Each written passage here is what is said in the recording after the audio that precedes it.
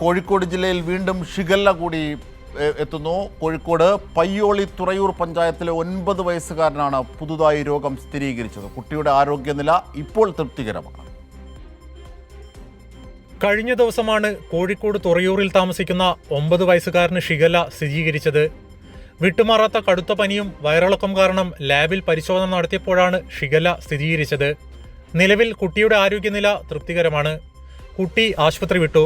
കഴിഞ്ഞ ദിവസവും പയ്യോളി നഗരസഭയിൽ തച്ചങ്കുന്നിലെ 17-ാം വാർഡിൽ 3 വയസ്സുകാരന് ഷിഗല്ല രോഗം സ്ഥിരീകരിച്ചിരുന്നു. കേസുകൾ വർദ്ധിച്ചതോടെ പ്രതിരോധ പ്രവർത്തനങ്ങൾ ഊർജിതമാക്കാൻ നഗരസഭാ അധികൃതർ നിർദ്ദേശം നൽകി. ഈ മാസം 6-ാം തീയതി തലക്കുളത്തൂർ സ്വദേശിയും 4.5 വയസ്സുകാരിയായ നിള ഷിഗല്ല ബാധിച്ച് മരിച്ചിരുന്നു. കഴിഞ്ഞ ദിവസം ഷിഗല്ല സ്ഥിരീകരിച്ച കുന്നമംഗലം സ്വദേശിയായ കുട്ടിയുടെ ആരോഗ്യനിലയും തൃപ്തികരമാണ്. ഈ കുട്ടി കോഴിക്കോട് മെഡിക്കൽ കോളേജ് ആശുപത്രിയിൽ ചികിത്സയിലാണ്. ദഹന വ്യവസ്ഥയുടെ പ്രവർത്തനത്തെ ബാധിക്കുന്ന അണുബാധയാണ് ഷിഗല്ല.